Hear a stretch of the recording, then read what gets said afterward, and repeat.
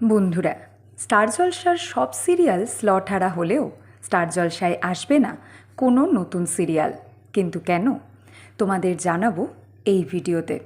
বন্ধুরা, এই মুহূর্তে স্টার জলসায় আসতে চলেছে অ্যাক্রোপলিস প্রোডাকশন হাউসের নতুন সিরিয়াল মিলন হবে কতদিনে এবং ব্লুজ প্রোডাকশন হাউসের প্রফেসর বিদ্যা ব্যানার্জি।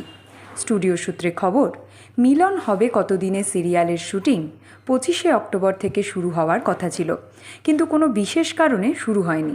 তারপর 27শে অক্টোবর ডেট ফাইনাল করেছিল প্রোডাকশন হাউস, কিন্তু 27শে অক্টোবর অর্থাৎ আজকেও শুটিং শুরু হলো না এই সিরিয়ালের।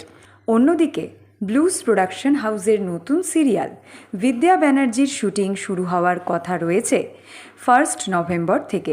এখন দেখার এই দুটো সিরিয়ালের শুটিং কবে থেকে শুরু হয়।